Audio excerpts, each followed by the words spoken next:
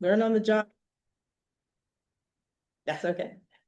It's been definitely a learn on the job position for me, but I'm happy to be here today to conduct the training. I'm joined here by another Washington State leader. I'm Jay Pulicode. I've been involved with PTA for almost 20 years. My daughter graduated from college last year and is working in New York. I come through Lake Washington, so I've been through the elementary schools, middle school and high school, and then I was your region director a long time ago, I think 2016. And then I was on Washington State PTA, a board of directors for like 6 years. And now I'm just on committees for both state and for national PTA. So thank you for having us over. Yes. Thank you. So today for the training, we'll be going over roles and responsibilities of the board. Just so you know, this is a high level overview of board responsibilities and roles. We'll be highlighting different trainings throughout this training that you can take for additional information and more in-depth learning for those different aspects of the PTA. So Jay and I are going to be tag teaming it here. So I'll present some and Jay will. So I think Jay's got to kick us off. So. Thank you, Betty. So like Betty said, this one, maybe you have already taken this class. This is like an overview giving you details about all of the positions. So you get an idea of like all the roles. And this is a class like, irrespective of your position, you could take this class. It gives you, what does the president do and the vice president or treasurer? So it gives you a highlight of all of the jobs. We do have handouts for this class, and then Betty can probably email it to them, or we'll email you the link. It expires on May 5th. They can't see. Oh, they can't see the screen. I cannot see it, so they cannot see.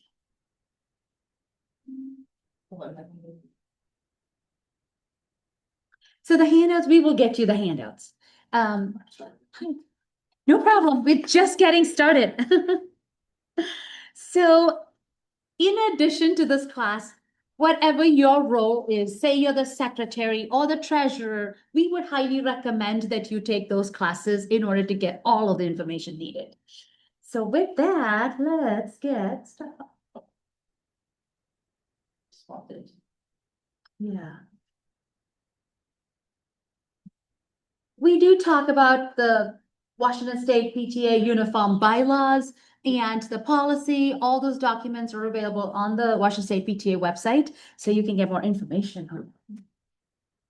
I think the folks online can see the slide. Can you see the folks online? Are you able to see the slides? The slide deck?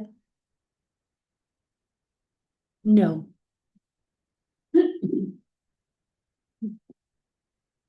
But they're not able to see. Just these on the to just share this. Share this. Yeah, that's the one. Yeah. Or it's I suppose do you want to do you try to find them? Well, sure. When you do the share it's like a slave.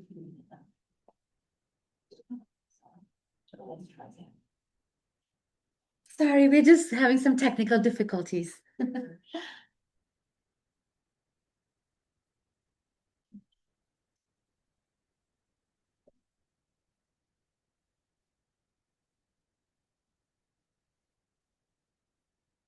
Yeah.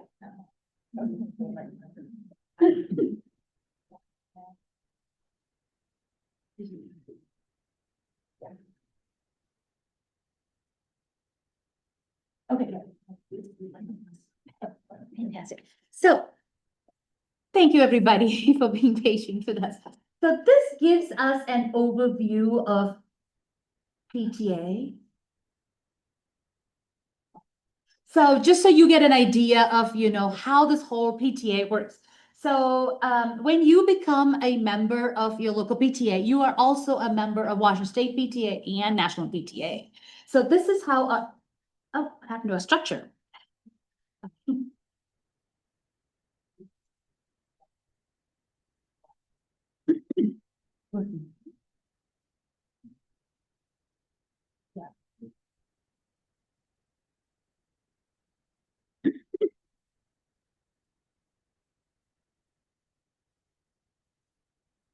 Fantastic.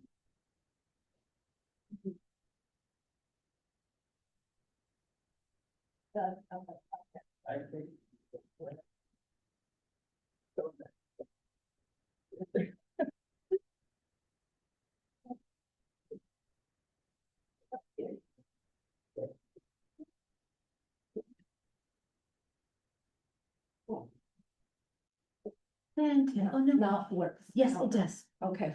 Cool. Fine. Whew. Thank you, everybody. So, in order for all of us to do our duties well, we need to understand the structure, right? So, PTA is a child advocacy organization, and we are 501(c)(3) both at the state level and for national PTA.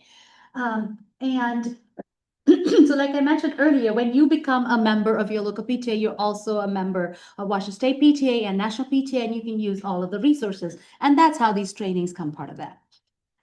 So Washington State PTA has 11 officers, like board, we have board members, but all are volunteers, just like local PTAs and councils. We do have a few staff members. We have a small office and we have few staff who help us, they help all the local PTAs, and they also help the board of directors with all of the events and with our daily activities. Now, Washington State PTA is divided into 12 regions. Each region has a region director, and the region director has his or her team. So they are the ones who will help you with all of your needs. So it's now divided into 2 areas, and we have 2 field service directors who oversee all of the regions. And then going on to council, this is Issaquah Council. So the council is formed by local PTAs. So when the local PTAs say we want a council, it's like an umbrella to help all of the councils so they can go there, and you can give, for all the district-wide events and programs, all those are hosted by the council. So council is your first level of support for a local PTA. When you have a council, you're the first level of support. Then you go to the region director, and Betty is your region 2 director. So you go to her, and that's how you get the, whatever questions you have or training, whatever you need, it gets done through the region director. Of course, local PTAs and our members. Because we are the biggest child advocacy organization in the nation, numbers matter, right? So when you go to Olympia, you've seen through Legislative Assembly or like LegCon through National PTA, there's strength in numbers. So the more the members we have, the better it is. Sorry. So the one big thing that I have to say is that there is an amazing amount of support. You're not by yourself. Oftentimes, you become the secretary or the treasurer or the president, and you're like, what am I supposed to do right now? We've all been there and we've all done it, right? At some point or the other. But the one thing that I want you to remember is that there's support always. You are not alone. So like I said earlier, because Issaquah and Lake Wash, all of us, we have councils. Council is your first level of support. So you go to your council, and so if you have, usually we think of only our local PTA, right? Like when you are part of your local PTA, your school, you think only about that community. Instead, look at the neighboring schools, maybe within your district or even the neighboring districts. If you have a question, 99.9% of the time, the others also might be having the same issue or the questions, right? Or maybe you are looking for, you're hosting an event and you're looking for some resources. Maybe the other schools already have that, or the other district might have that. So please contact your council if you need support, and they can, reach out to the schools, all the PTAs, the local PTAs in your council, or they can reach out to the other council presidents to see if maybe they can give you that support. So there's always support. And then the other one that I was saying is the region. If you need anything, reach out to your region director. They'll be able to help you with the resources as well.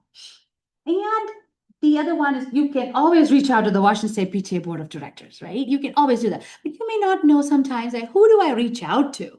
So you can send your emails to support@wastatepta.org, which is our office staff, and they can then shoot the emails to the respective person, whoever is in charge of that. The other thing that, and we will go over that at the end of the slide too, we have a ton of resources both on the Washington State PTA website and on the National PTA website. There are a lot of like trainings available through National PTA too, which is called Thrive. So you can take any number of trainings. So all of these resources are available to you. Our website, Washington State PTA website, if you are getting the newsletters, you will have the username and password, and I have that on the last slide, so we will share that with you. Go to the website. We keep updating our, resources. So go there and you probably, if you need a sample standing rules template or we'll be talking about like a budget worksheet or anything, all of those information, it's all available on our website. So please go visit Washington State PTA website, wspta.org, if you haven't already done so for any of those resources. So, but one thing to keep in mind is you are not alone. You have support at all levels, all the time. Don't feel free, feel free to ask. Don't feel afraid to ask questions, or like if you have anything, just send us an email and we'll be able to help you. Now, let's look at the number. You probably have heard this, right? Like a PTA number. I think you guys are 2.6. Yes. Okay. So so when you say your local PTA and the numbers, if you've attended convention or legislative assembly through Washington State PTA, you probably have seen, or you probably have done it. You go to the microphone and you say, J pull code. I'm from Lake Washington, so it's 2.8 point, my number. You probably have heard people say that, right? So this is your, This is your identification. It goes along with your PTA's name. So the first number that you see, remember I told you we had 12 regions? So that denotes the region. If you don't know who your region director is, look at your PTA number. And the first number will tell you your region. So we have an example of region 4, but this is region 2, so it's 2, that is your region number. The second one is the geographical area, so this is Issaquah, so it's 2.6. 6 is Issaquah, 8 would be Lake Washington, and 2 is Bellevue. So that denotes where you are. So, and then the last numbers are the ones for your PTA. Now you might ask us, why do we need a number? Because sometimes PTAs have the same name. There might be a Smith Elementary in Sammamish, and there might be a Smith Elementary in Olympia. So to identify between which school, which PTA, we have a number. So that's why the number is so important. So the whole thing is your PTA number. So along with your PTA name, we have a number as well. So knowing your number is very important. It also tells you who to contact, like who's your region director. When you ask questions, they might ask you like, which PTA, what is your PTA number? So it's easy to, that they can forward it to the right region director. Are we okay? The folks, do they have any questions? No. Okay, cool. So now let's look at board of directors. So board of directors, sorry. Like I said earlier, Washington State PTA, we have about 700 local PTAs in Washington State PTA, under Washington State PTA. And each PTA is different. And you can have your own, your needs. It's because, the needs in Issaquah might not be the same as the needs in Eastern Washington, or even the needs in Bellevue. So each PTA is different. They're formed differently as well. You can have a special needs PTA. You're from special needs PTA. So you can have special needs PTA, which is for all of the schools in Issaquah, right? So your Issaquah special needs, yeah. So, you can have a local PTA where you said that you were from Liberty High School. As well as council. Yeah, so you that's a PTA for Liberty High School, or or like for a special your local PTA, or you can be one for the whole council too. So different PTAs have different different needs, but the main thing that we have to keep in mind is that you have to make sure that we follow the nonprofit laws in the state of Washington, right? And you have IRS regulations. And then you have Washington State PTA uniform bylaws. And because the bylaws are so important because we have all of the requirements like this, like the Washington nonprofit requirements, the IRS, we put all of that into it. So that's why the Washington State PTA uniform bylaws is so important. So we have to follow that. And then you have your own PTA standing rules as well. So you need to make sure that you follow all of those. Now, let's look at board of directors. First, let's look at executive committee. Who is part of an executive committee? President, Uh-huh. secretary, treasurer, Thank you. optional VP. Thank you. So it's the elected officers are known as your executive committee. They are the members that have been elected. You're the elected officers. That they constitute your executive committee. Now, your standing rules may say that, you know, for your board of directors, it consists of the executive committee plus some other officers, like appointed people, like standing chairs. Standing chairs are like, you know, committee members who have duties all throughout the year, like a membership or fundraising or communications. Can be any of those. It depends on what your standing rules say. Your standing rules will specify who is on your board. So it's the elected officers plus the standing board or the standing office, the standing board members, all of them together constitute your board of directors. They also can have like, you know, ex officio members, like maybe your principal is an ex officio. Ex officio just means that they appointed, they do not have, it's just by the power of their position that they don't have any vote or no voice. It's like usually the the principal is part of they come to your meetings, but they don't have a voice or vote or anything unless the president says that. What does no voice mean? So when you have a vote, they Just cannot with vote. Respect to voting. Yeah, they don't have Okay. anything, like they can't vote. Got it. Like if you were going to have like at your board meeting, if you were going to have like vote on some, I don't know, program or Mhm. like a grant or something, they Okay. can't have a vote. And then sometimes we are calling this the ad hoc committee. Ad hoc committee does, when you defining the standing role, they don't have the voting capabilities. Yeah, and then for like Jay just mentioned, for the regular name we might using is like some schools, especially elementary school, we have teacher liaison. Yep, Mhm. liaison. Teacher liaison, that is the ad hoc committee, that they, the teacher can come to the board meetings, but they don't, that cannot vote. Got it. Let's say the president can give them rights to talk. Yes, Oh, yeah. You know, say Love like, that. yeah, like, you know, if you have like, for example, like a grants, you're talking about grants. You know, so the president can say, the principal is here, the principal can, you know, what are your thoughts on this? They can always say something, Mhm. but they cannot vote. Yeah. Refrain from voting. Now, what is the difference between executive committee and board of directors? Executive committee, the elected officers. The board of directors will have executive committee plus your other officer, the other board members as your standing rule states. The executive committee cannot make decisions on their own. They have very limited power. Like, you know, maybe like, you know, some sensitive issues. Things like that, like, you know, if they have to talk about that, they can go into an executive session and they can talk about those. They appoint people. Like they appoint the standing chairs or the committee chairs that are part of your board of directors. It's the executive committee who will appoint them, so. so we have a question on Uh-huh. the chat box, and one person asking, so committee chairs can also be part of the board. It depends on your standing rules. Like your standing rules will specify who is on your board of directors. So that's what, sometimes I have seen boards which have like, you know, 20 people. You know, all the committee chairs are part of the board. I was like, whoa, you know, to get a quorum and for everything, it is. So it depends on your standing rules, who is on your board.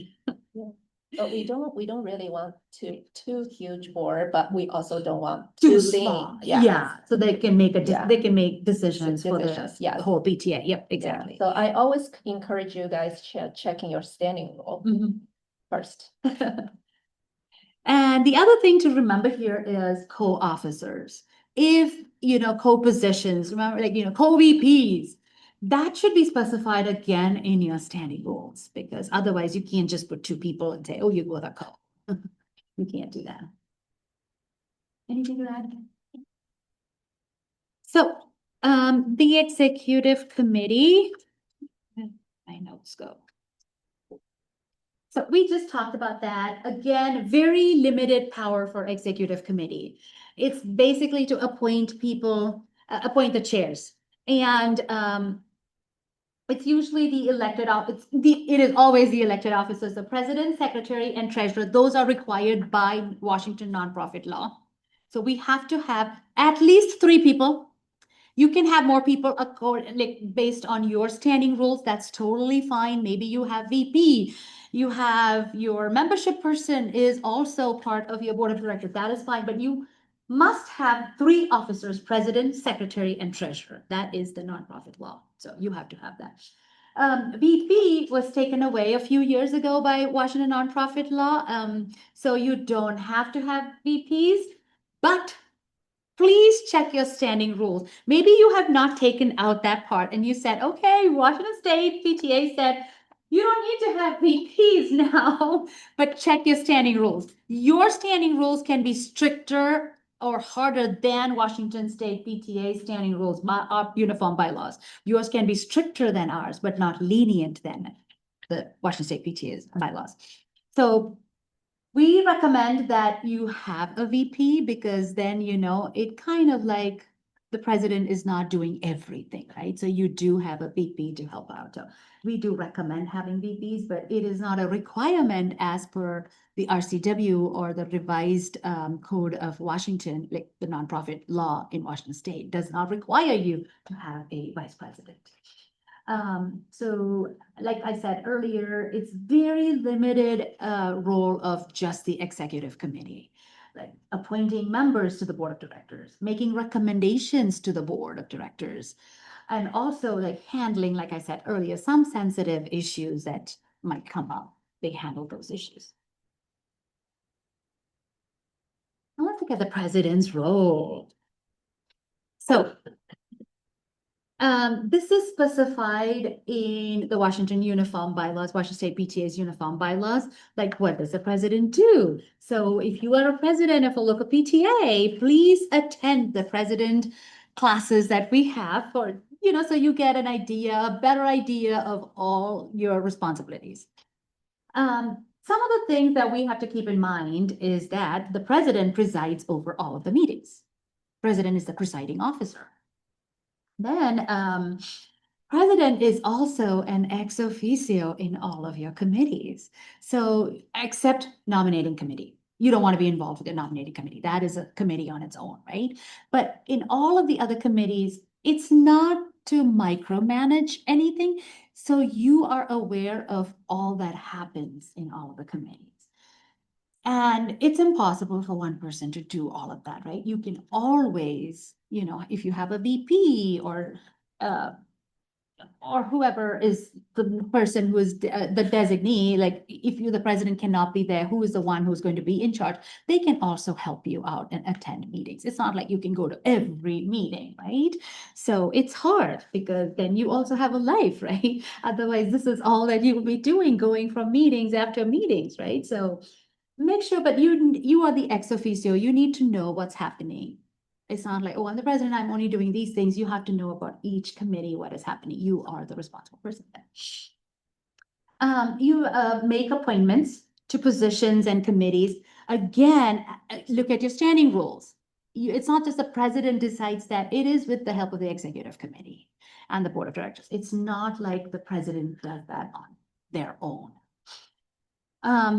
The other big thing is, we will talk about the standards of affiliation or SOA in a minute, but the president is the main person who's responsible to see if all of the things are done or who is doing it or if it gets done, right? That's the president's role. And then communication, all of the information that gets sent from the council. The president probably gets the emails, right? So then the president has to send it off to who is responsible in their local PTAs. When you get information from Washington State PTA or National PTA, it is again the president's duty, so you dispersing that information to the board of directors. And sorry. This is one big thing. The officer information should be current with Washington State PTA. The only way that we can convey information to all of our local PTAs is through our newsletters. So we send it to the folks that are entered into the email addresses that we have on givebacks or our membership database, that's givebacks. So if the information is not correct there, you may not get that information. So it's very important to make sure that the information is correct and current on the Washington State PTA's membership database. Look at again, your council should have, understand you have how many people from each local PTAs attending your meetings, because you need to meet quorum too. So it is the president's, it is under the president's task to send, the president goes or sending the board members to the council meetings. And the same goes for voting delegates submitting them for Washington State PTA's convention and legislative assembly. Those are all under the president's rule, the president's tasks. Anything else? Oh, one. So here. So, can the president, I'm just going to ask you these questions. Can the president enter into a debate on a motion on the floor? Can the president do that? What do you think? Wow. Yeah. Yeah. How? Verbally. Okay. Sound like you could vote, but. So here's the thing, the president cannot. Okay. Unless, so she's the president, and you're the VP? Mhm. Okay. Laura. Laura, Laura. okay, sorry, Jennifer, right? So Laura's the president and Jennifer's the VP. If Laura wants to, debate or wants to participate in the debate, Laura has to pass over the gavel to Jennifer and say, I hereby pass the gavel to Jennifer, and it has to be noted in the minutes. Yeah. Saying that it was passed, and then Laura can talk. Yeah. And then once it's all done, you give back the gavel, and that also should be noted in your minutes. Yeah. This is just for council? No. No, it's for All local the- PTAs, all presidents. What's the gavel? It's just that your president duties. Yeah, it's just vocal. You can just say like, now I need to have my own voice, so I just give my permission to, The vice president the or, vice president in the room, or, another executive committee member possibly. It says like, okay, now you handle the meeting and while I start my debating. Oh, okay, got it. that's the only way a president can actually participate in a debate. So can a president make a motion during a meeting? No.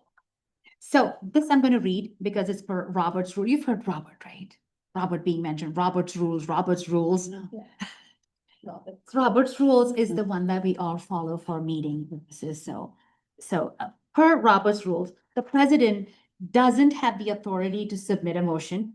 The president can say one of these things like, yep, thank you.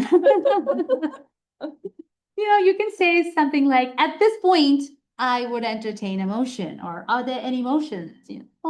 Things like, seeing that we've had this discussion, I'm going to move to the next item on the agenda unless somebody wants to make a motion. You can say one of these things. So, and then but the president cannot say, oh, I have a motion, to present. You can't do that. President cannot do that. President can say, at this time, I am ready to entertain a motion, or can we move on? So those are the things that we have to keep in mind. It's hard. Once you're the president, you can't take that hat off. It's really hard. But the VP, remember I mentioned like Washington State nonprofit law requires you to have 3 officers, president, secretary, and treasurer. A few years ago, they took away the VP because people were finding it very difficult to fill all of the positions. So VP is no more part of the executive. It is not required by Washington State law. But Washington State PTA highly recommends that you have your VP so that the job gets,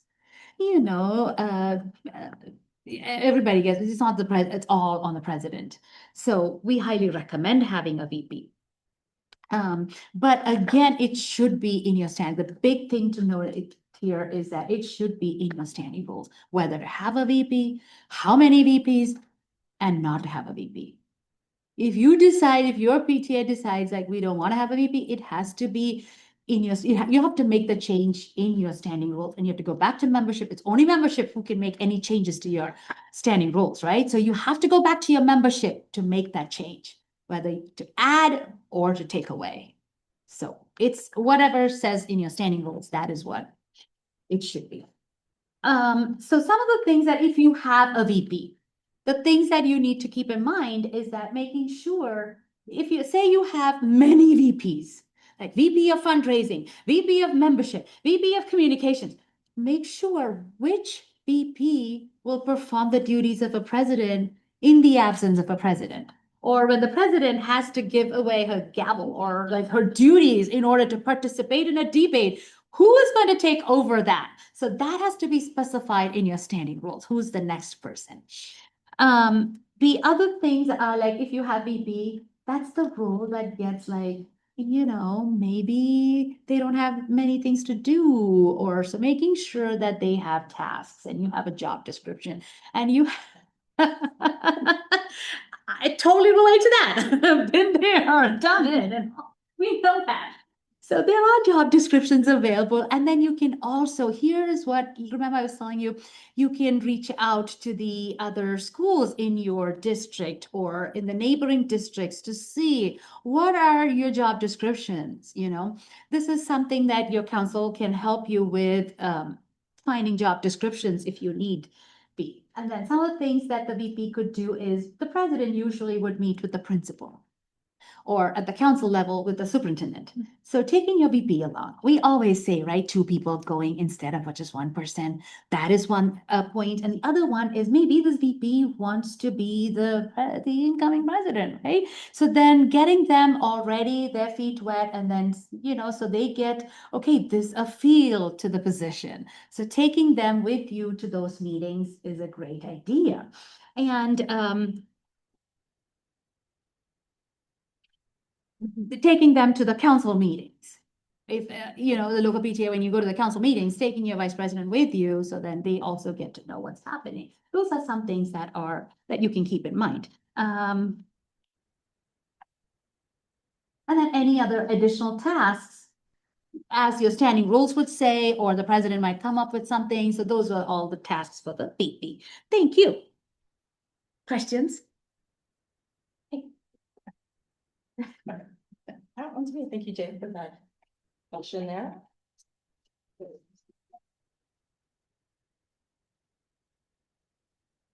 Next, we're going to talk about meeting quorum.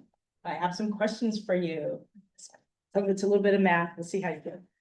So the first question is, what is a quorum for a board of directors meeting? An idea what that is? A quorum for a board of directors meeting? Simple majority. Yes, it's the majority of the sitting board. So if your board has 8 board members, then you need at least 5 members there in order to conduct business.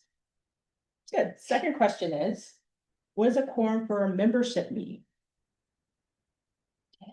10. Very good. Yes. Unless your PTA standing rules has a different requirement. Maybe it's a higher number. So follow there. Please check your standing rules, Standing guy. rules. Make that change. Okay, last question on quorum. So what is the quorum for a council meeting? A membership, council membership meeting. Any guesses? Majority. 1/10. It's 1/10 of the voting body. So let's do a little math problem here. So your council, so each PTA for this council is allowed 2 voting delegates Yes. to attend for this PTA, for this council. If this council has 23 PTAs, that's 46 delegates, voting delegates, plus the 8 voting members of the board. That would equal 54 voting delegates. So 1/10 of 54 would be, well, 5.4. We can't have 5.4 people, so it'd be 6. Yeah, very good. Good job doing your math, guys. My reflection is. Right. Okay. Well, it's a fourth of a person, we'll just round it out. So next, we're gonna talk about the secretary's roles. Any secretaries in the audience? I will be next year. Yeah. I've been a secretary before, so let me know if you have any other questions. So the secretary, they keep the minutes for the meetings. And they distribute the meetings as directed by the board. They take care of the correspondence of the PTA as directed by the president. They also may be asked to keep a legal notebook. And they track any unfinished business of the boards through the agendas. And they may help the president to prepare the agendas for the meetings as well.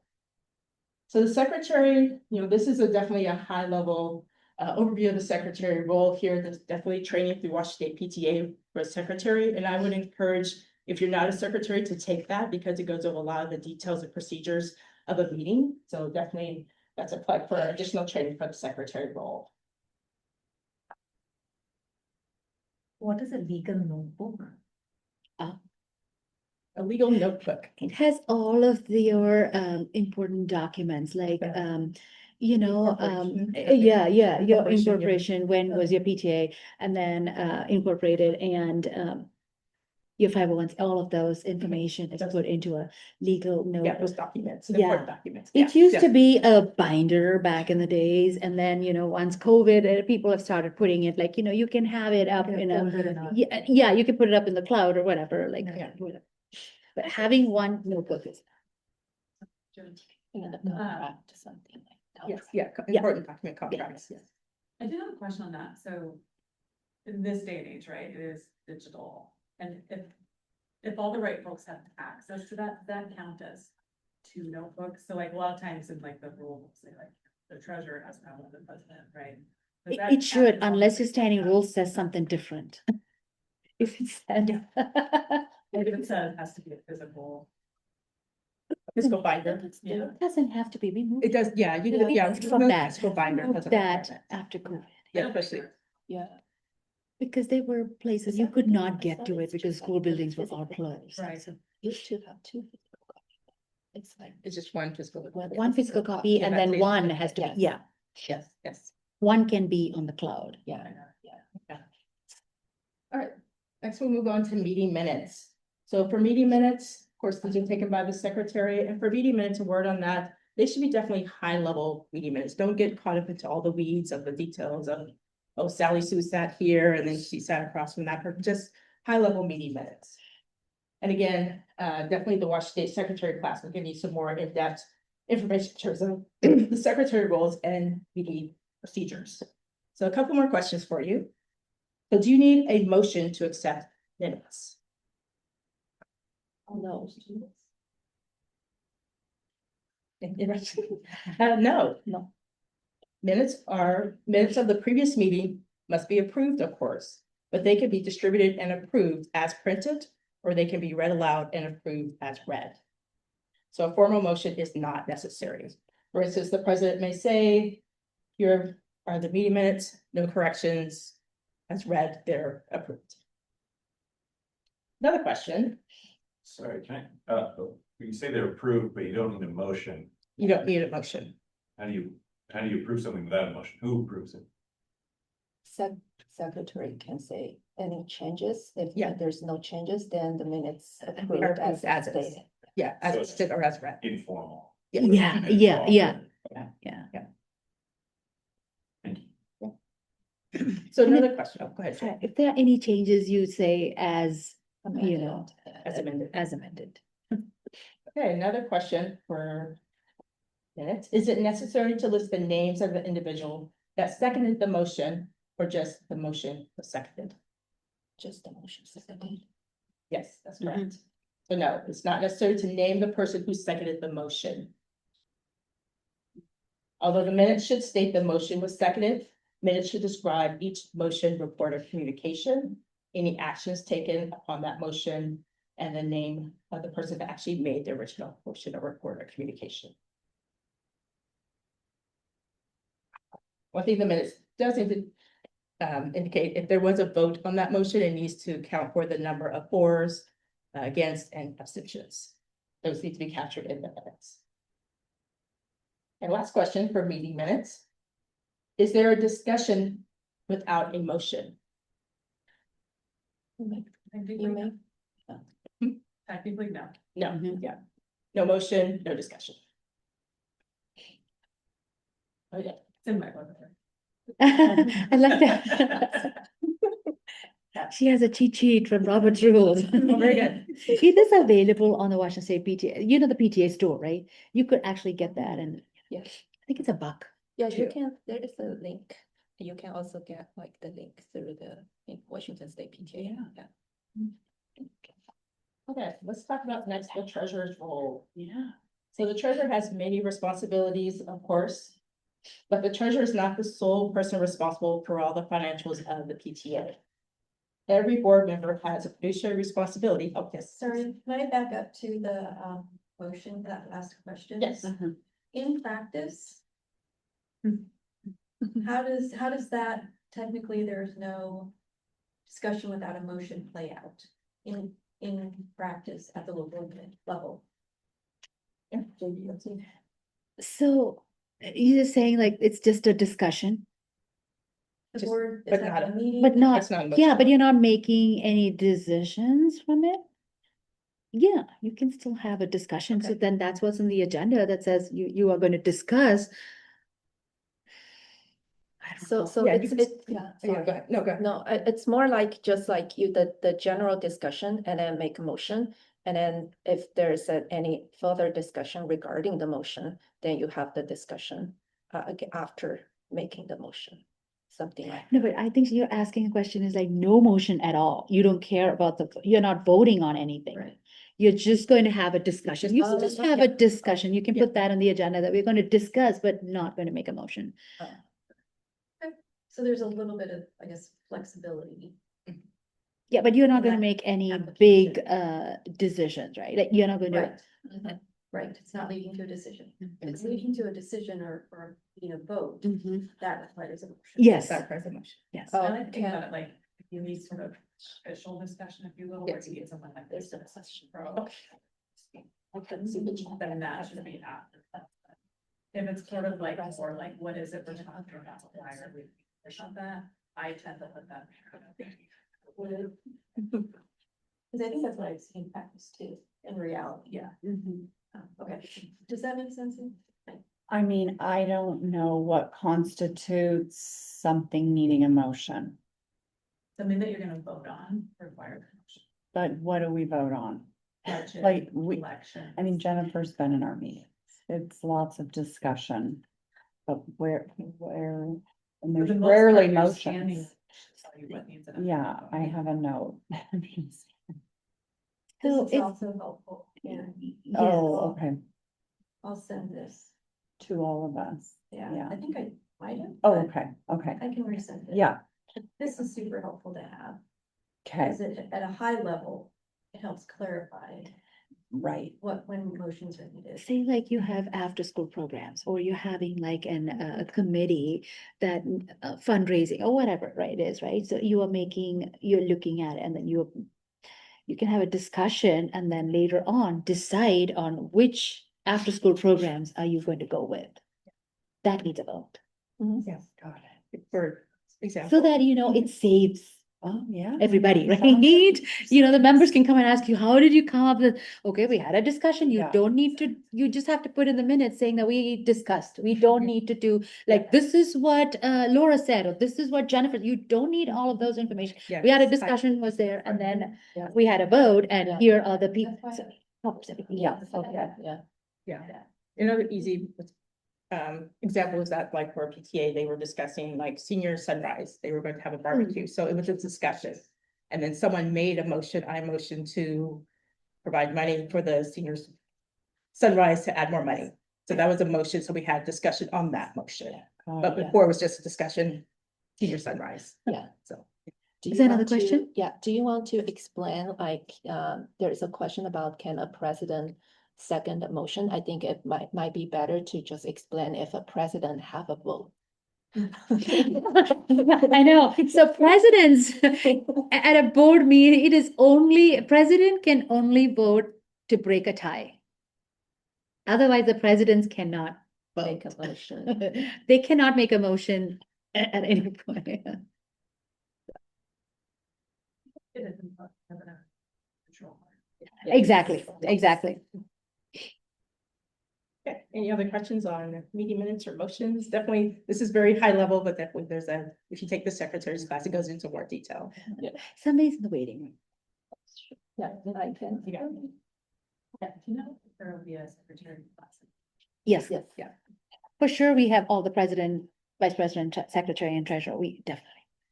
Even I think this class is there. This right? class will be there Yeah. too, if you want to take it a second time, but technology just may be working. The treasurer's role, okay.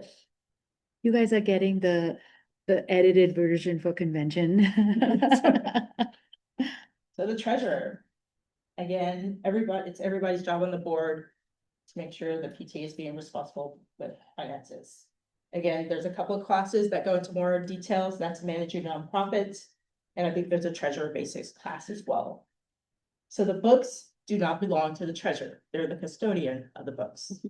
Anytime the board needs access to the books or the records, they need to make sure those are available to the board. Some other responsibilities here. They help to develop policy around money handling, online banking, keeping accurate records. Again, they provide receipts and issue receipts to deposit funds properly. And distributes approves funds for the budget, and they prepare the books for the financial release.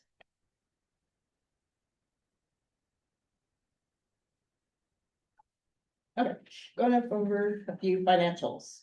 So a few more questions for you here. So is it necessary to have a financial report every month, even if the PTA does not? Yes. Yes, yes, Even in the summer. yes, financial reports from the treasurer must be distributed to the board regardless if a meeting happens or not. Another question. Where can a PTA keep its funds overnight? And this trips up a lot of PTAs. Actually, elementary, do we have elementary school PTAs here? You elementary school. Any guesses? In the bank. In the bank. Should get to the bank as quickly as possible. You can keep funds overnight in a safe on school Yes. property, but make sure you have a contract with the school that this safe on school property belongs to the PTA, so make sure that's the case. So, do you have something, Jay, to add? No, I was just saying, yeah, that's something. Yes, yes. And definitely, best practice is to get the money to the bank as quickly as possible. 24 hours is the requirement for that. Why we said elementary schools, because they're the ones who have these evening events, right? And then you know, you get all the cash, and then what do you do? So it's. Okay. So another question here. Which individual on the board of directors should do the independent review of the bank statement? Sorry, say that again? Okay. Which individual on the board of directors should do the independent review of the bank statements? Not a bank center, I'm sorry. not a bank Not a center. Yeah, non-bank centers should do that as directed by the board. And another question here, who has the authority to reallocate funds within the PTA budget?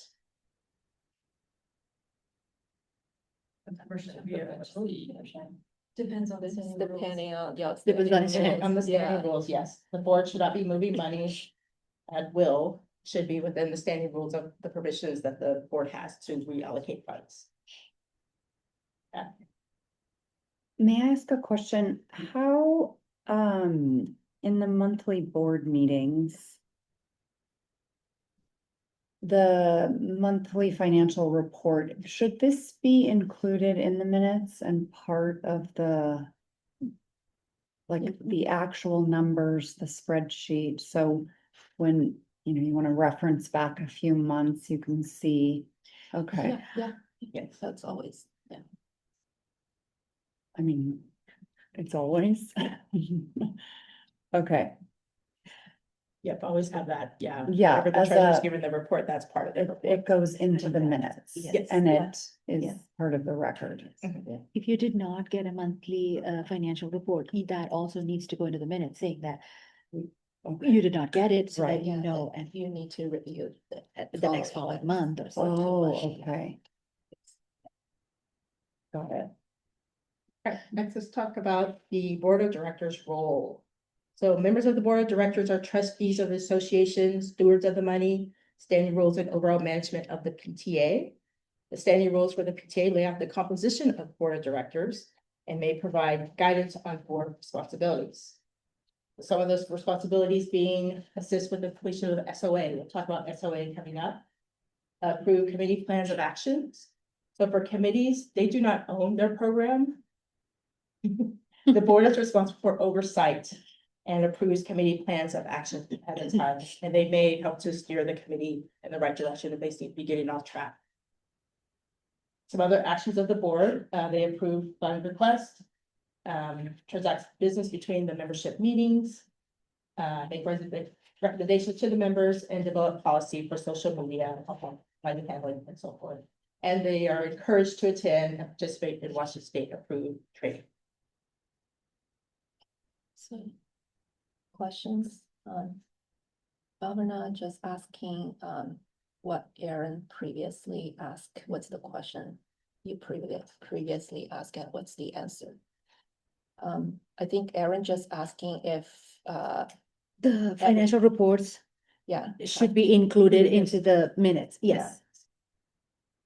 So Aaron's question is, if the financial reports, need to be included every month in the minutes. Not a link, like a live link that could potentially break, or data could be changed, but actually pasted into the minutes is my question. Oh, So we have like, well, either they're No, not you there don't or. need they're No, that. you don't need that. Need that. No, you It just put doesn't starting need balance to in be. No, but it just need to say you reviewed. Oh, Doesn't so necessarily. the actual report, the It can be. numbers does not have to be part I don't of the think so. minutes. I don't think so, but Okay, you have, that you was my- still have that copy somewhere in your drive or in your. But they're not joint. They don't need to be. No. Okay. a That was part my of the question. minutes. No, Oh, Oh, sorry. okay. Oh, no, no, no. Yeah, No, it okay, doesn't have to be attached to the minutes. Yeah. got it, Yeah. okay. You just put the, The starting Yeah. number and yeah, you can put the starting number and the end, the Yeah. ending balance so Mhm. that you Yeah, you Okay, can. yeah, we have our oh, good, I'm glad we got it. bank account balance Right. statements. just in the Thanks for minutes. that question. Yeah, yeah. We did not think that you were saying that it's copy pasted onto the. Okay. Next, we're going to talk about fiduciary responsibility. There are some requirements. Again, additional information can be found in PTA and the law, as well as managing your nonprofit, which is highly suggested everyone on the board. I know it's for SOAs, it's what one person take the PTA and the law. I say everybody take PTA and the law and managing your nonprofit. So the items on this slide, we discuss how to keep your PTA safe regarding safe money handling practices. Remember, the whole board is responsible for PTA's money, not just the treasurer. Let's go over some requirements. Budget. You must have a budget prepared yearly.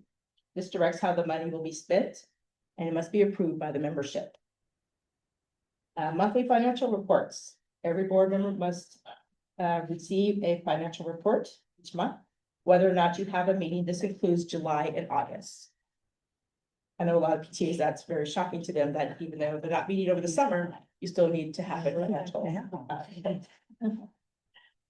Annual report. This is done by your PTA to see how you did the year. For example, did you go over budget for an item? Do you need to repurpose funds for another budget item? Financial review. This must be done once a year required, but it's highly suggested you do a financial review twice a year. And definitely before you assign a new treasurer to their role, have a financial review done. I know of a lot of PTAs, the new treasurer comes in and there hasn't been a financial review. Mhm. That would make me really nervous as a new treasurer. I know. Bank statement review, we already covered this briefly. So the treasurer has a bank statement, a second bank statement needs to go to the non-signer to review. It's good if that non-signer is very familiar with the PTA's practices in terms of spending and income and expenses.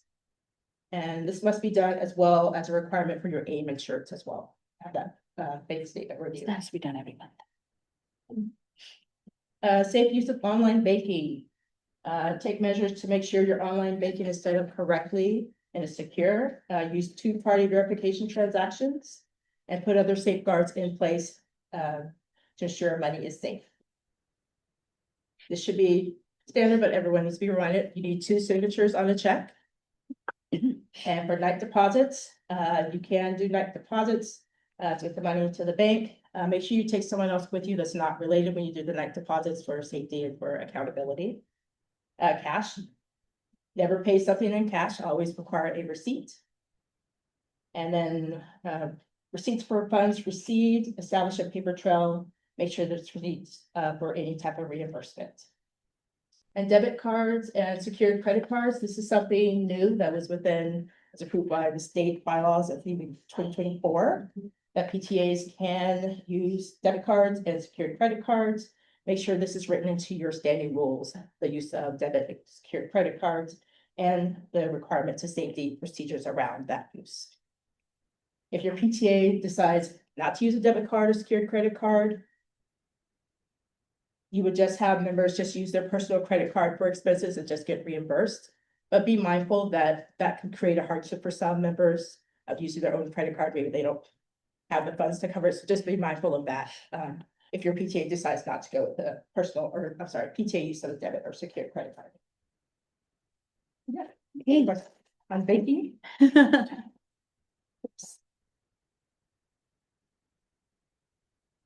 Yeah, quick question on the last bullet point on the left, just about the financial reviews. Is there guidance on how to do the reviews? Mhm. Okay. It's on the website. If there's a There's question- also a quick video. I think if it's still there, I haven't looked at it in the past few weeks. We have a checklist, Yeah, but there's there's a video. And a too. video. A short video was that, but I don't know if they took it down, like, to add a new one, but we do have a checklist. Highly recommend the mid-year because then that actually helps you to do the end of it. So the questions on the Zoom is asking, where can we find sample debit card policies to add to the Oh standing? my gosh, it's all on the website. Yeah, treasurer resources on the WA State PTA. Leader website. resources and then treasure, Yeah, right? mhm. It's there. Yeah, there's Just don't, I know people were like, oh my gosh, let's go get our credit cards and debit cards. Don't do that, don't do that, don't do that. And you have to read, you have to make policies. It has to go through your membership and it has to be in your standing rules. It's not an easy. Also, it's on the website too. It's like, you can just plug and play your PTA name in. It's very well. Yeah. Thank you, Betty. Sometimes it's done. Okay, so let's look at board member. Now, I also have a question for you. Do board members have to be PTA members? Yes. I thought that was. Sorry. Yes. And for at least 15 days prior to. Yes, yes. You have to be a PTA member of that PTA, of that local PTA. In order to be on the board. So now here people ask me like, what if you are in elementary school and then your child is going to middle school and then you're on the you're slated. That's fine. If you're not a member of that middle school PTA, before you take your position, make sure that you become a member of that PTA. And this is again from Washington State PTA Uniform Bylaws. Each member of the Board of Directors of a local PTA shall be a member of that local PTA. That's from our Uniform Bylaws, so that's there.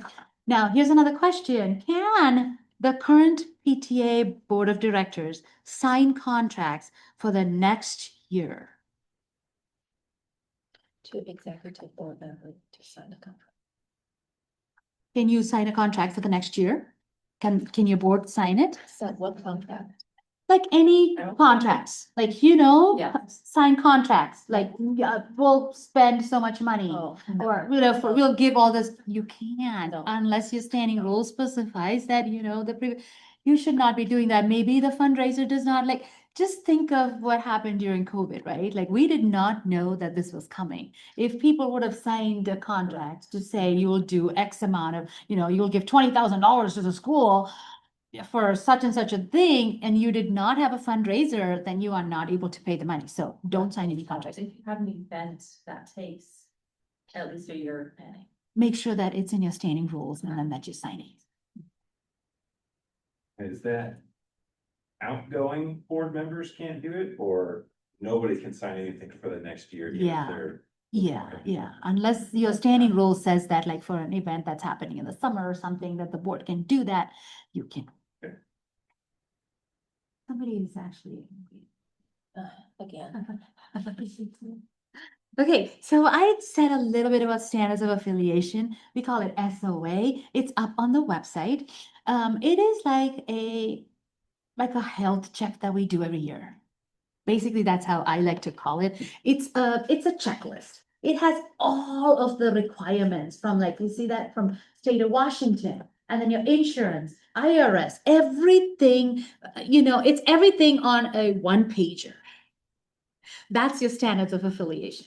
So this is all available on the website. This is a self-monitor, or you just do it. Your local PTA does this. The council also has their own checklist, own standards of affiliation, sorry.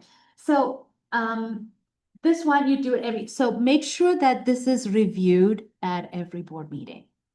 So you look at it and you say, okay, did we do this? And who did that? Making sure that you do this just to make sure that you are covered. Like, did you do your taxes? Did you file all of those things that you're supposed to be doing? All things are listed here just to make sure that you are doing the things that you said you do. This isn't a checklist, so it's very easy to, it's a self-monitoring one. So it's very easy to go over the list and do that. So, and when you do this, like when you have membership meetings, let your membership know that, we have taken care of all of the things. So, because you have the fiduciary responsibility, right? And then you have to let your members know that we have done our due diligence. We have taken care of everything we've done, what we said people did. There is a video that's available to see how to do this. You can always go to your council. The council board can help you fill this out, or like if you have any questions with this, the council board members can help you. You can always reach out to your region director and they can also help you with this. It's a very important one. So this will help you keep your PTA in good standing. So making sure that doing this is very important, because if you apply for grants through Washington State PTA or National PTA, even reflections, if you have, your students go to National PTA, like if it goes through National, you need to make sure that you are in good standing. So this will help you with that. So making sure that you do this is very important. Now, one big thing with SOA, a change is in givebacks. This is information that we are asked to share. As part of our membership database, we have the option to upload compliance documents. And to qualify for awards and grants, your PTA will need to upload current year documents into givebacks. This is something new. So making sure that you do that is very important. If you do not currently have access to givebacks to upload these documents, please reach out to your region director or your field service directors so they can give you access to do that. So we highly suggest that your PTA uploads all documents that are being requested in the form section, under the form section. Submit forms. it's required, or Mhm. it's a highly suggestion. It is required. So, for SOA, right? The form to submit the form Yeah, the on the upload. give back. It's not required. We highly suggest that your Highly PTA. suggested, No, right? at a minimum, your PTA will want to upload the current IRS 990 form, the charitable organizations registration with the state of Washington, and your most recent financial review and the corporate renewal with the state of Washington. So it's a. Sorry. It is- It goes one more time. Okay, so highly recommend uploading all of the documents that's over here, that says on the slide. At a minimum, your PTA will upload the current IRS 990 form, your tax form, charitable organization registration with the state of Washington, your most current financial review, and the corporate renewal with the state of Washington. Betty, do you have more information? That's what I do. No, this is submission for her. That they have to upload documents. I think that.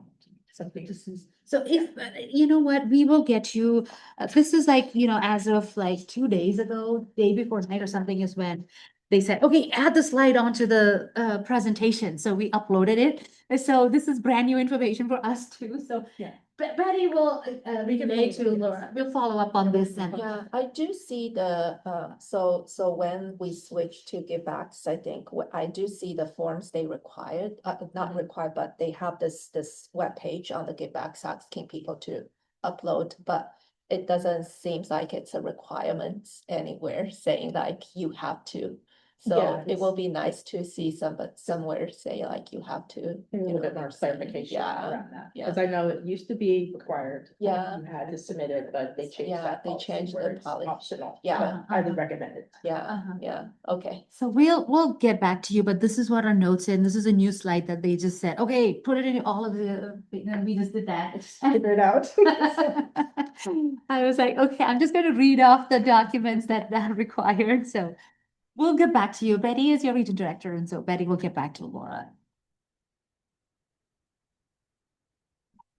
Oops, sorry. Training requirement.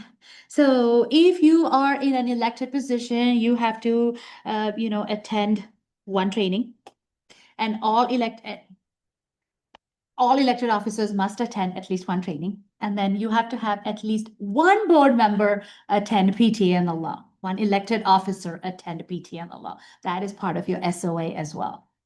So one elected officer attends PTA and the law. So this training counts for 2025 to 2026.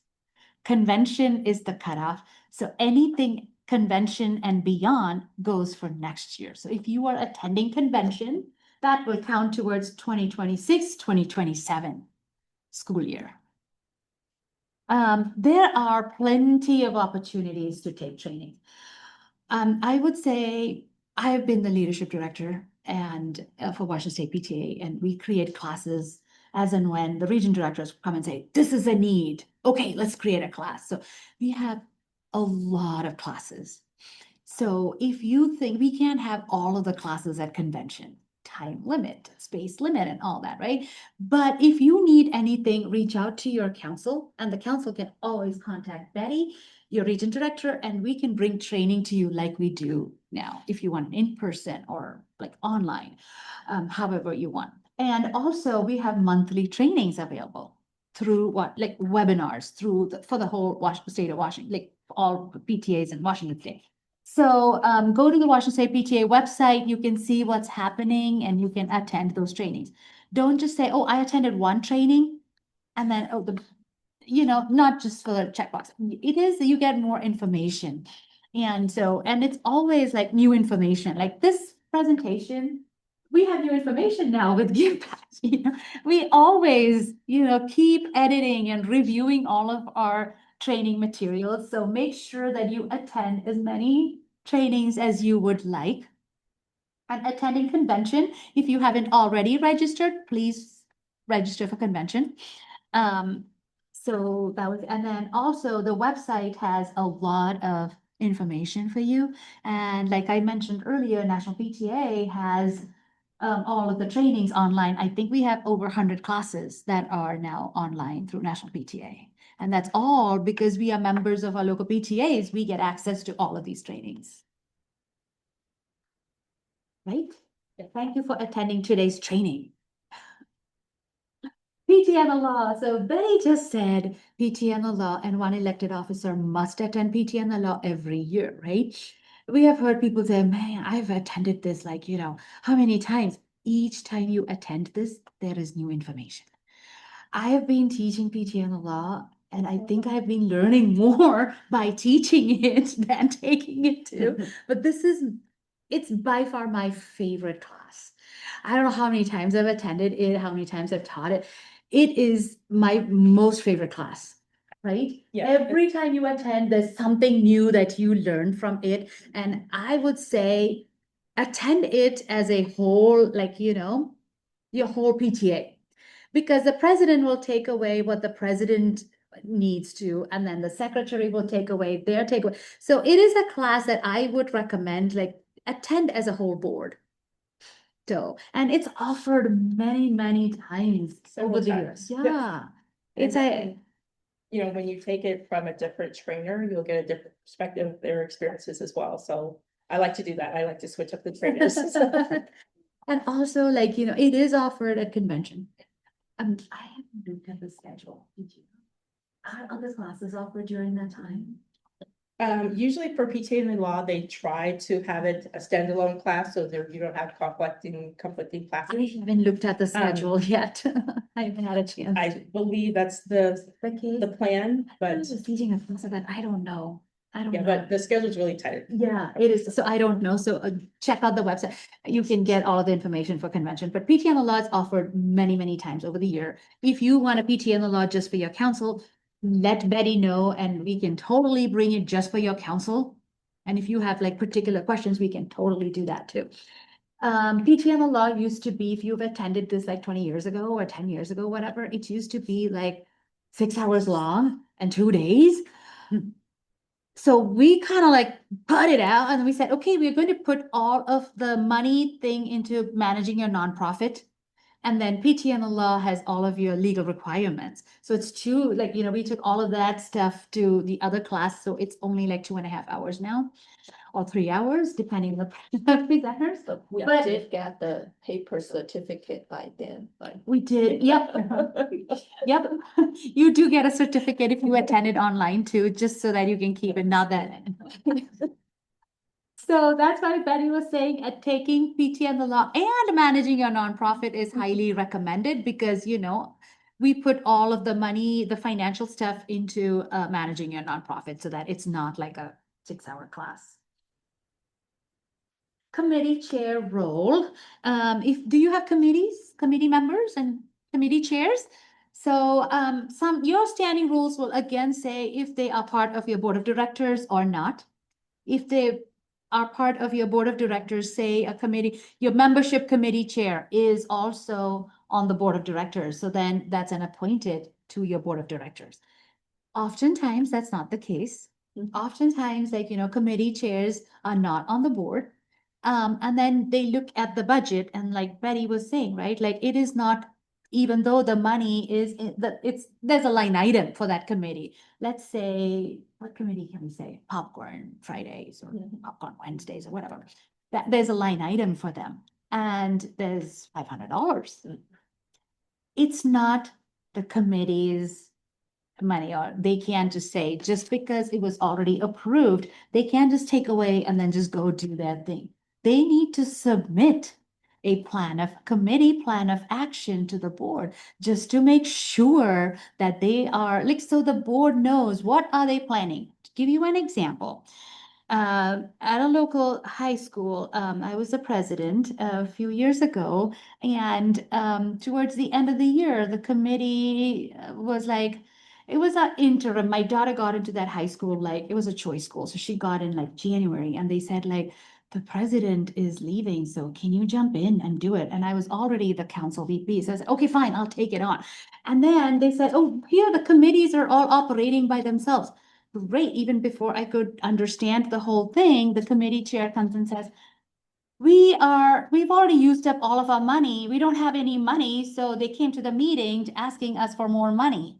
And how much money? This was staff appreciation. They already have $5,000. And what did you need more money? What did you do? We give them all a basket. That's what we've been doing for 5 years. Nope. They need to submit a committee plan of action. The board needs to look at that. And you have to make sure it's the board's duty to making sure that it aligns with your mission and mission. What can you do? What you can't do? And approving those a plan of actions, that is the board's job. So there is a sample plan of action on our website. And also a budget worksheet, $5,000. How are you going to spend the money? Are you going to give them Starbucks coffee every day? What are you going to do? So you need to submit that, and then the board talks about that and then decides what changes needs to be made. Maybe it is financial, or maybe it is, this is not how we want to do it this year, or so the board can then recommend, then that's what the committee will need to then follow. So the committee plan of action is very important, and a budget worksheet. Again, now this can be used as transition tools, right? When you have something in writing, in paper, so if somebody else is coming over, you say, okay, this is what works, this is what did not work, and this is how we've done it. And it actually works as a transition tool as well. So having that is good. Now, one big thing is training your committee chairs, right? In elementary school, who to ask for a cash box, how to ask for any local page, how to get reimbursements, all of these things you need to let them know, right? We can't just assume they'll already know it. We have to let them know. We need to train them. We need to make sure that you set them up for success. So it's very important that you have a committee chair training so you can go over all of your, this is how we do your committee plan of action. When do you need to submit? What reports do you need from them? All of these things. So making sure that you train them right at the beginning is very important so that, they are set on the right foot, and, you set them up for success. And also it's easy then to, get new people to come and be in those roles. So making sure that everything is organized.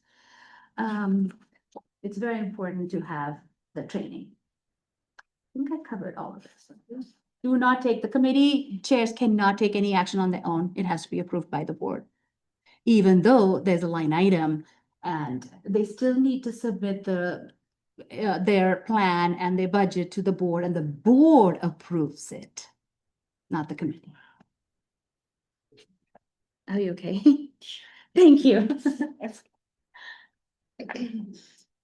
I think in practice, some of that's maybe not always as right? Like, I think in practice, I feel like as long as you feel comfortable, like that, there's there's certain things, right? $5,000, right?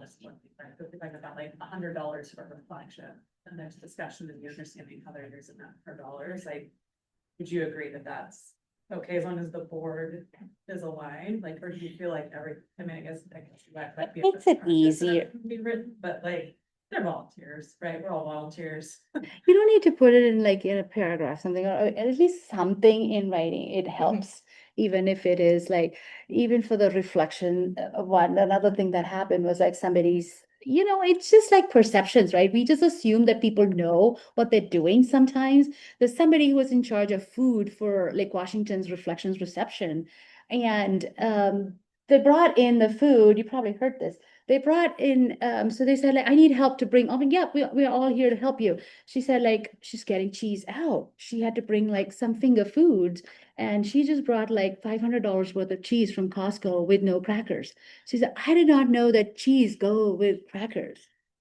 So we asked her, do you have, so things like that, right? Like, we can't just assume anything. So it's easy if it's put in writing and, this is what you need to do. And Well, I'll add, I mean, I'm just VP of volunteers, but in the board meetings, I'm looking at the treasurer's report. I have no idea what's going on. It would just help educate me on what we're spending where. Right Yeah. now, I just see a number. Mhm. We have no visibility into what does that program cost? What do they Yeah. spend money on? Yeah, so I mean, yeah, I guess if it's a small amount of money, it might not matter, but if I'm responsible for the financials as a board member, I mean, that would be Yeah. extremely helpful to Mhm. know what's going on and what's being spent of these donated funds I of know. our members. So, I mean, I love that idea. Are these plans of action required? we can't require any, it's just a suggestion and it's highly recommended. It's not like a requirement. Yeah. I think ultimately it's really just for like how your information being presented to the board. And, it just like, because as Lena said, to ask all the volunteer committee chair, we are all volunteers, and then to have all those like formal documentations, and then, it is really hard and it can possibly scare people off more. Mhm. But like if you just having, just like saying, if they have anything that need to discuss or spend, for example, in next month or whatever, they can be invited into the board meeting. Yeah. And then tell the board like what is the plan. Yep.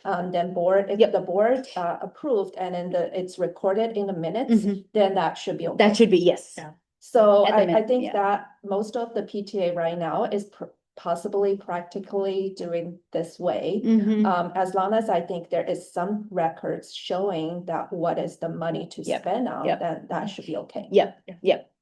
Thank you, yeah. So as long as there is a record to show what the money is being spent.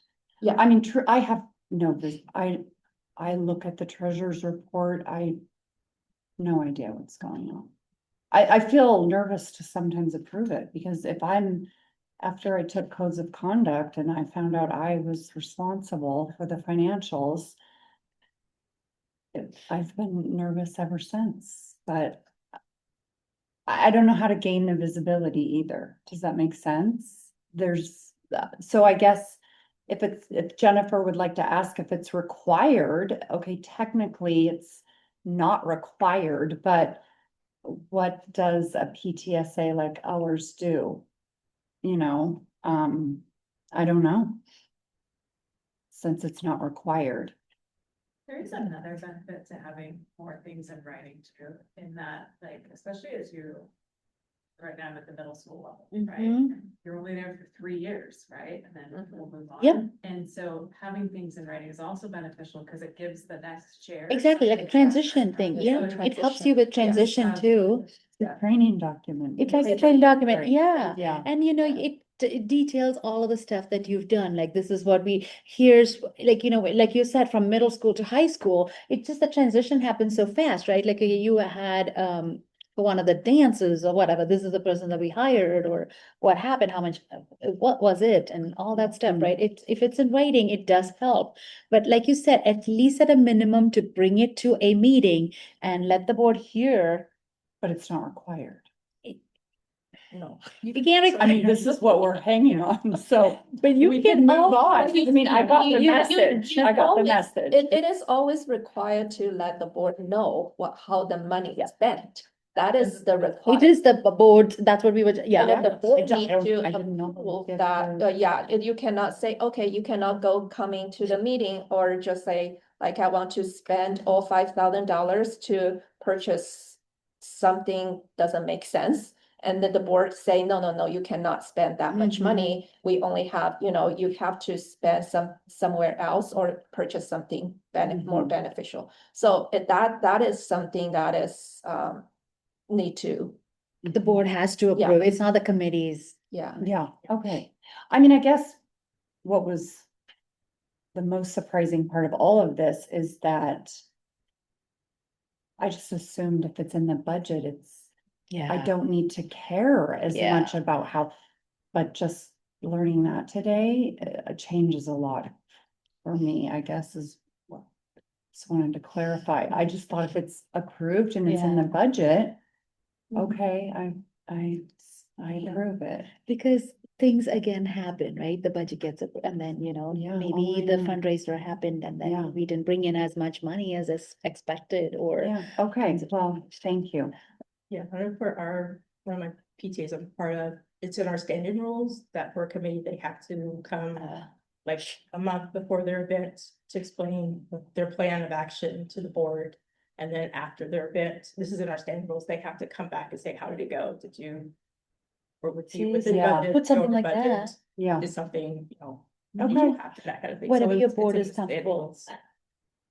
right? size of Yeah. PTA maybe makes a difference too, right? Like if you have a very large Mm-hmm. board and set of committee chairs, right? Like, and it's tough to really manage, like having everything in writing like that is, I think, really helpful for the board to make sure they can do that.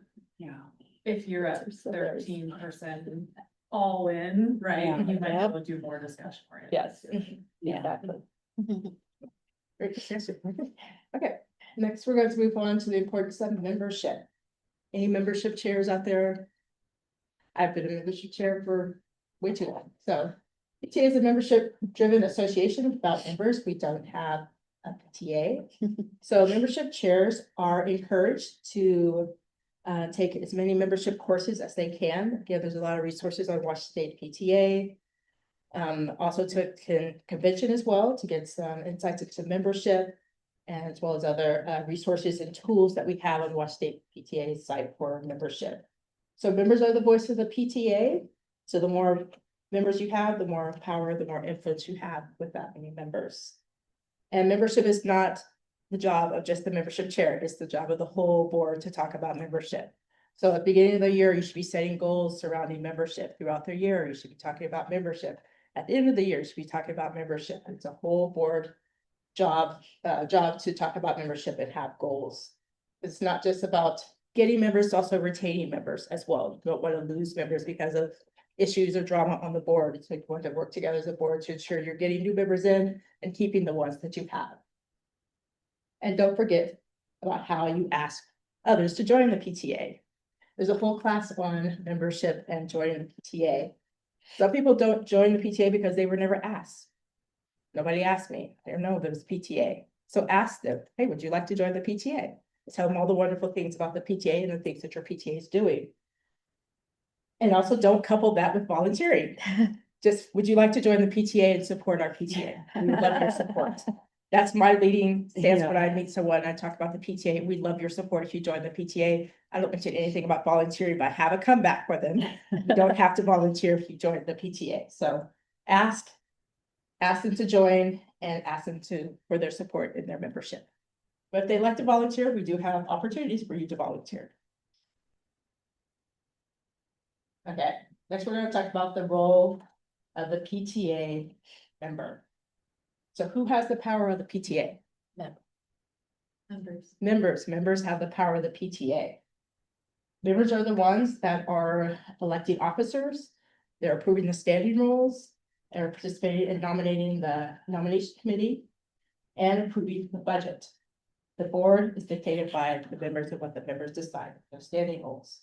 The board does have some responsibilities. They do need to let the membership know whenever they have a financial review, whenever the taxes have been filed, as well as when they file for their file with the Secretary of State for other charitable organizations. But the power, true power, is with your membership.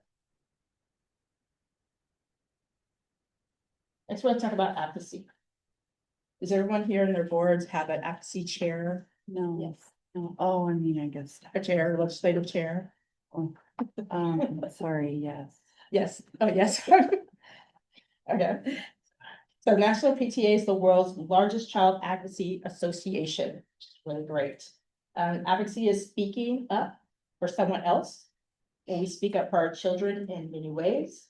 And one way could be through legislative.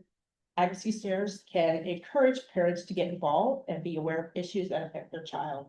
And you can guide them through that system of how to speak up to their, their PTA board, speak up at their council, speak up at their local school board, city, state, and so forth. So definitely it's the job of the PTA to ensure that the community, parents are aware of advocacy and the stances that WA State PTA has in terms of their different stances. One way the PTAs can promote or encourage advocacy is 3 different ways: to educate, to motivate, and to activate. Educate your members by including advocacy and legislative information in your newsletters, on your websites, let them know what's going on. Motivate your members to speak up at hot topics of community and statewide. Most parents don't know there's a problem unless it's brought to their attention. And activate, encourage parents to email, have phone calls, and schedule meetings with their legislative members to get involved in advocacy.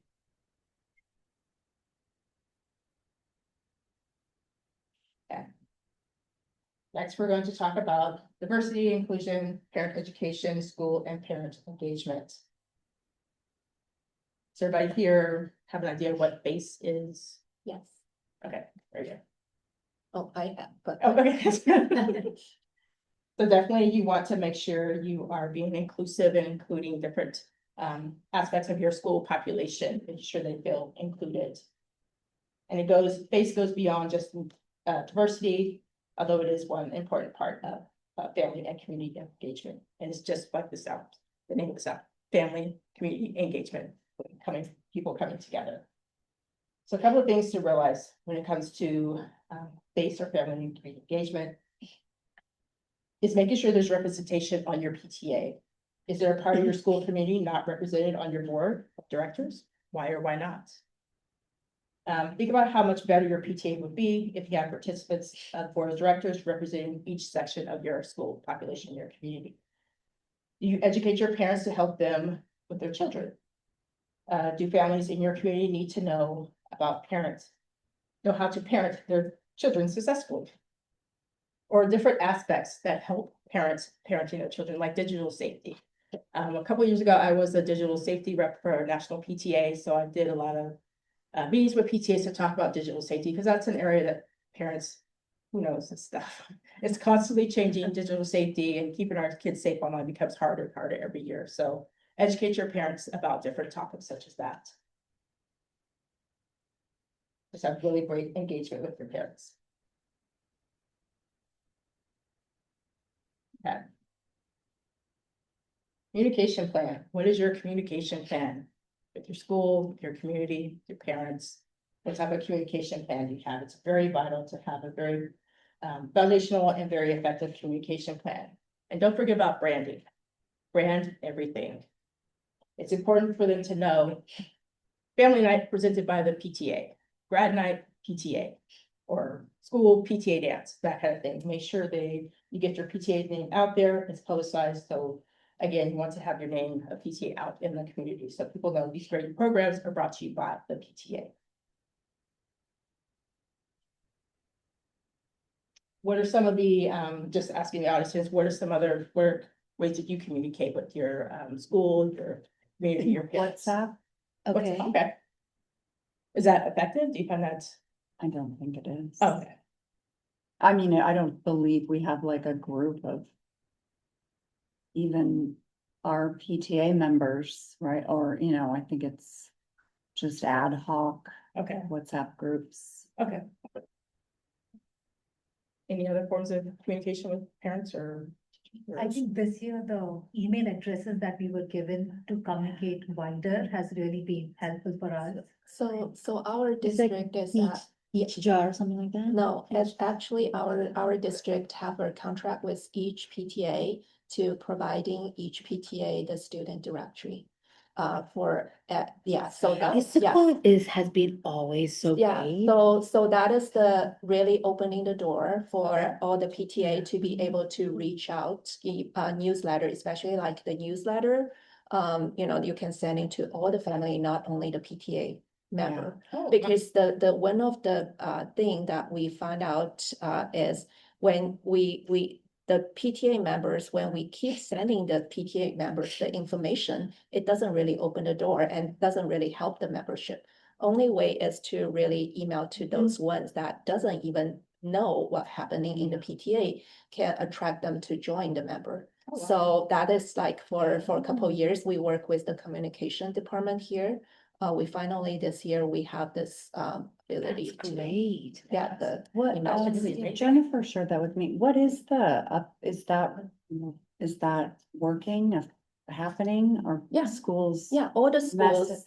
every school have signed a contract at the beginning of the school year. I would say every PTA in our Issaquah school district signed this contract at the beginning of the school year to give up, and then they can download that file from the secured drive district provided. And then you can compile the data, and then we suggest that using the givebacks to sending the newsletter. So out. it's fully operational. Oh, yeah, that is like, I mean, I don't know how many PTA actually using that, Yeah. but the one that using that actually got benefit Oh, yeah. from that, Yeah. but our council sending the newsletter to every parent, and that's how we attract the parent advisor. But our assessment, or the information. Yeah. Engagement. Yeah, which is- yeah. And we can do things like now send like 8th grade specific communication. Yes. Yeah, because you have just those Yes. email addresses. And I think they really appreciate that. Yeah. Yeah, it really give up lots of potentials for the PTA. Yeah. Staff appreciation. Yeah. What is it called, or which is through give backs? No, it is the It's- contract it's- between it's the who you- PTA and our school district. Okay, Yeah, it is that's called the student data. it's just student data, okay.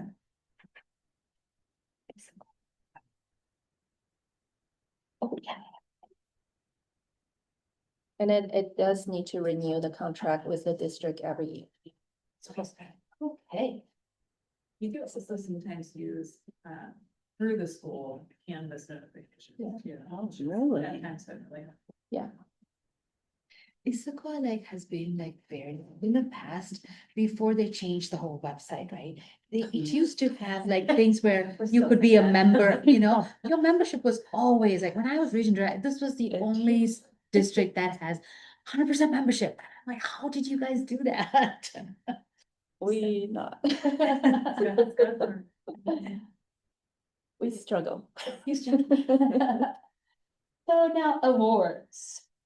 So you know that through the shop PTA, you can give out awards, right? And then you can buy the awards through the shop PTA. So some of the awards that you can give like are the Golden Acorn, Outstanding Educator, Outstanding Advocate, Outstanding Service, Outstanding Student Advocate. All of these are ones that you can give out for your local PTA. Like when you have volunteer appreciation time, this is something that you can do. There are all kinds of awards that other than this, like for yourself, right? Like, or for your PTA, you can do awards of excellence and all that. You can also apply for a ton of awards, and those were due like in February and March, and then it's given out during convention. One of the other ones is the Leadership Service Award. I don't know if you've considered applying for that. It's hard for me to do that. It was very hard, I should say. I'm not a person who, I did this, I just can't do that. And then so they were like, okay, but you have to do it this year. I'm like, okay. It's like you're just putting together all the things that you've done. And then it's like, It's too much. it is too much, but then if you do it every year or every few years, like, when you're the council president or like the local PTA president or something, when you've done something, just getting a little bit of recognition is what you do. And you get the awards again at conventions. All of the information about the awards is available on the website under programs and then awards. What do you find usually simple stuff? What's that? What do you find within the PTA actually? That usually the president, are you finding, or? Oh, for the leadership service, or for Yeah, or even the awards. awards of excellence is for the PTA. PTA. Yeah.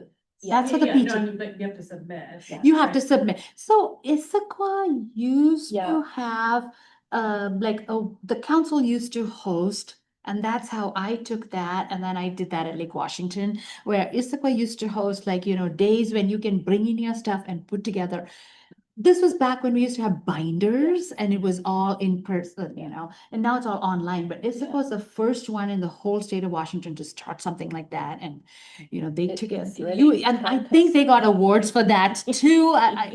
Yeah. Oh, we Issaquah's. love awards.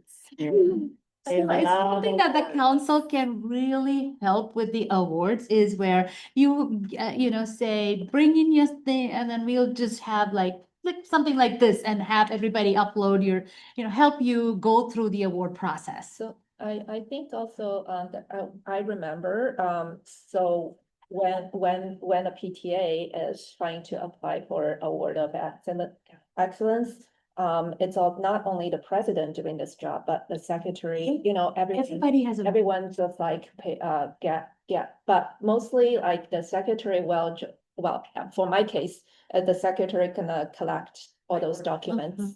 Yeah, and then it just like compile Mhm. everything together. Mhm. Yeah.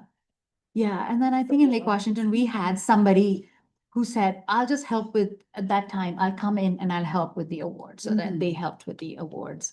So they helped the local PTAs in our council also.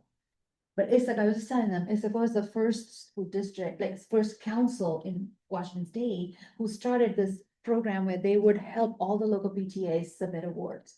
So if you go back and, they're the ones who got all the awards. How did that happen? Their books looked, fantastic because they got all these color print. Yeah, I think notes it's and- back to like 2015, 16. Yeah.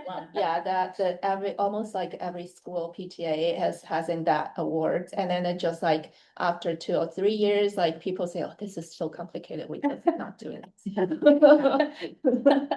But now it's easy, it's all online. You can just submit your stuff. Yeah. It's easier.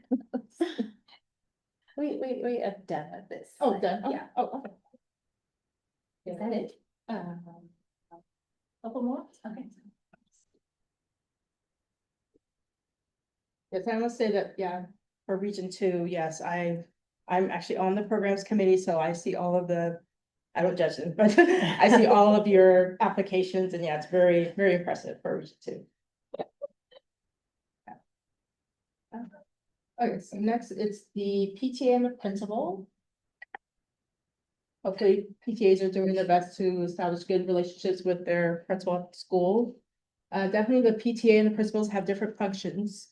At the school, of course, the PTA is running PTA programs, but they are utilizing facilities at the school. So definitely they need to make sure they have a good working relationship with the principal. The principal, of course, managing the building, and all that goes on within the building of the school. It's their job to manage that, and hopefully they're being willing to work with the PTAs. So definitely PTAs and principals work together to support each other, make sure you have open communication with the principal. I know for some of my PTAs that I'm a part of, we always meet at the beginning of the year with the principal to say, hey, this is the plan for the year for the PTA. How can we support the school? How can we support the teachers? Again, just kind of opening up that communication at the beginning of the school year. And then throughout the school year, checking in with the PTA, have your president meet with the principal to have those check-ins and talk about the function of the PTA and how they can assist the school. Definitely, it all takes teamwork and just respect the different lines.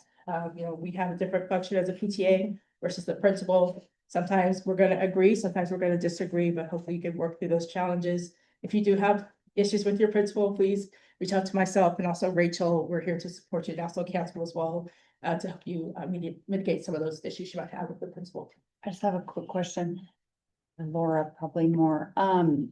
Did something come out in the district that said principals shouldn't be attending the entire length of board meeting? Well, no, What is that? it- Or it what is- was, so, okay, so I know your Yeah, our PTSA is always. principal is in every But board that, meeting. the Yeah. other thing is like the PTA board meeting is more like talking the PTA business, Oh, yeah. right? So Mhm. like one thing we want to value the principal's time. So you don't want the principal to spend like stay in the room for like 2 hours. It's just listening to your board to talking about while he doesn't even have a voice or body.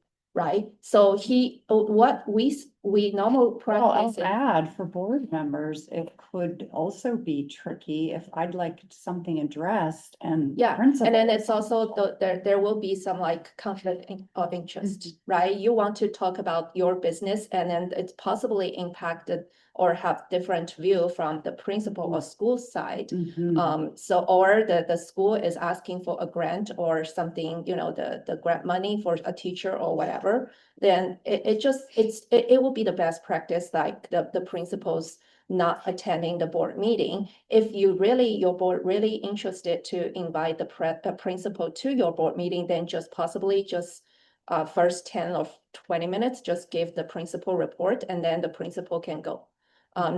It's really not worse to have the principal Yeah.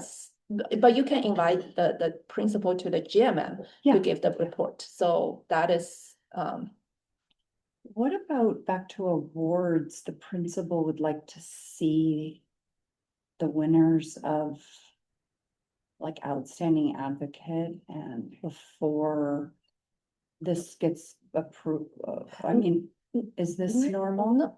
That What? is, I would What? say that is. To No, attend no. or to Oh, no, no, no, attend? not to know? attend the committee.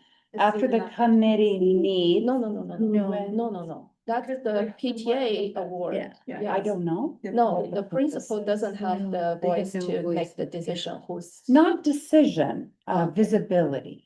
No, shouldn't But be. why I do mean, they get why? visibility before they're, right? Like. I mean, if it's Well, to try I to have think some it could sway. be set a couple, I mean, it's, the committee has chosen the winners.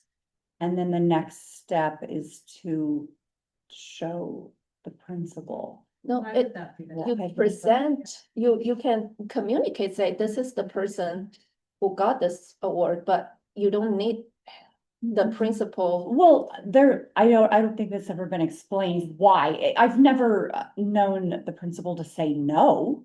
I suppose that if this it's that, they person just can't wanna know win. Who's gonna get it, or that person actually gets it, so they could maybe like help make sure they're at the staff meeting. or something like Right, that. yeah, If that makes sense. makes sense. Maybe, maybe we should yeah. get that. I don't think it's ever been asked.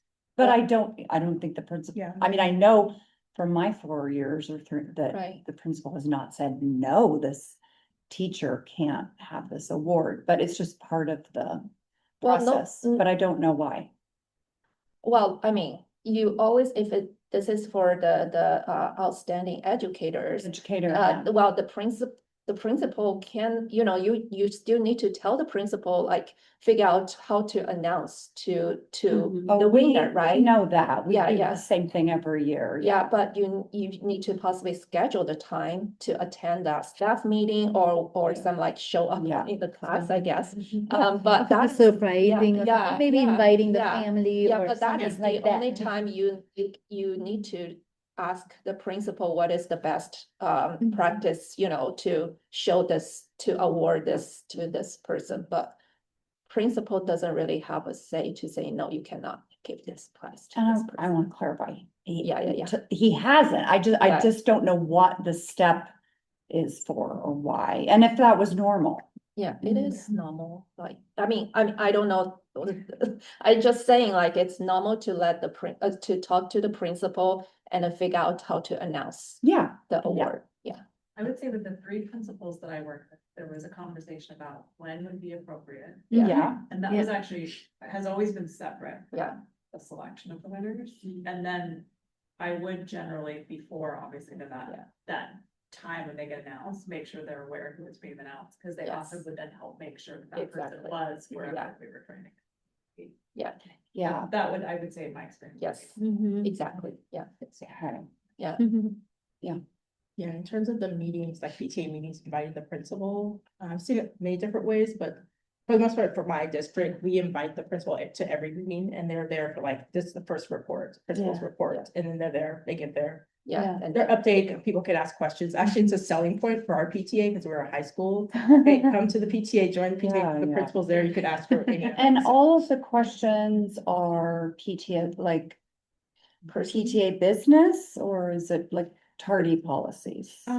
It covers everything. Everything, yeah. From, we're doing testing, we need more snacks in the Mhm. nurse's office to, PTA decisions that, we need to ask her, we're gonna have a dance next month, Mhm. start those conversations, or we like the custodians for their great work, that kind of thing. So Yeah, okay, it that varies. helps. Yeah, We had That- we had a that's- section in our general meeting in January where the principal came and we let it be known that we were gonna actually have a discussion about safety and security at the school. Mhm. And so that quite a few people can just, so I think it can be Mhm. whatever you feel like is relevant.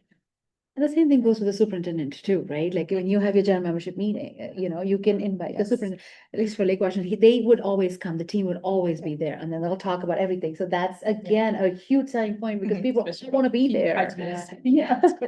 No, at the council level, Okay. everybody's there, like, we have, it's 4 members from like 4 from each local PTA. Oh, everybody sends their 4 people just to get that information right from the. Yeah, different- but I mean, for Aaron's point, I don't feel like it need to, the principal has to answer all those questions for an hour, right? No, no, And then oh, not at all, It, no. it's more like 30 if there minutes. is like the conversation should also more related to the PTA kind of things, like more related to the entire school. What is the needs? What is the, requirements, or what is, the question answer will be related to that. Yep. Not saying like, oh, my son has to get this point, or my daughter need to get this. No, that's not the Should been a case. Yes, Yeah. exactly. It's more like the group. Yeah. Yeah, it feels like coffee with the principal. Yep, a lot. yep, yep, yep, That yep, would yep. be Those the types time. of Yeah. questions. Yeah. Okay, Yeah, and our principal's pretty good too. If it starts go off on a tangent, she'll just say, well, just email me and we'll follow up after the, so, because yeah, you can't get personal. Yeah. My son was such and such, and the teacher said this, yeah, Oh, he's like, just really? send me an email and we'll follow up.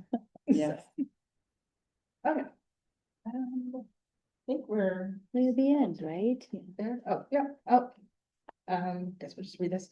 So it's your actions that inspire others to dream more, learn more, and be more and become more, or a leader. It's about leadership and building leaders that you yourselves are, and building yourselves up, as well as building up more leaders, new people to the PTA, building it up with confidence and skills so that they can take over and be leaders as well. That, yep, the last one, right? Oh, yeah. That's the resource, right? Okay. You could Yep. just. Okay. So this is our resource slide. So like we mentioned earlier, that's our website, the Washington State PTA website. It's all protected under leader, it's under leader resources, it's password protected. So it's PTA, leader, and advocate. Advocate is capitalized, and it is in all the newsletters that you would get. We send out 2 newsletters a month, the first and the third Thursdays, and that's the only way how we can push out information. So make sure that you don't unsubscribe, because mostly it goes to president at ABC PTA, so then when you are, so then the next person gets it. So if you unsubscribe, we may not be able to send you information that, so that's one thing. The other one is the field service directors. Remember, I said like in Washington State Board of Directors, we have 2 field service directors who oversee the 12 regions that we have. The whole Washington State PTA is divided into 12 regions. So, and we have region directors for each of the regions. So to contact them, remember I was telling you about your PTA number, and the first number denotes your region, and that's how you can contact your region director. Issaquah is region 2, and it's 2.6. So 2.6 the last 2 are going to be your numbers, but then you can always email them. It's PTA, who's your region director? I don't have it. PTA reach, maybe that. Oh, PTA. PTA reach, Then the number. and then the number. Yeah. So it's PTA reach 2@wastatepta.org for Issaquah. You can always reach out to the field service directors if you need, and like I said, we have a few staff members. You can always email them, and they can then forward it to whether it's the treasurer or your region director or the field service. If you don't know who to reach out to, you can always send them an email and they can forward it to the right people. Social media, big presence of Washington State PTA on social media, both Facebook and on Instagram. So make sure that you follow us so that you get information on social media. And then one quick note on the Facebook. So most regions have a Facebook page, because I'm new and just kind of transitioning into the position. I'll try to set that before I leave, but that's something a lot of regions do, is just have a dedicated region Facebook page. So that's in the works. And then, we have like information up on the website, we have blogs. So like you were asking us about the secured credit cards, debit cards, we have blogs written about that. And just to give you an example, that's all information available both on our website and on National PTA's website. Again, please make sure to visit those websites to get information. And if you need anything, please reach out to all of us. Thank you for having us here. I hope this was helpful. Thank you. And look at that, everyone all on of the my Zoom. questions, and we're still on time, 2 minutes early. With all the technical. Stop recording.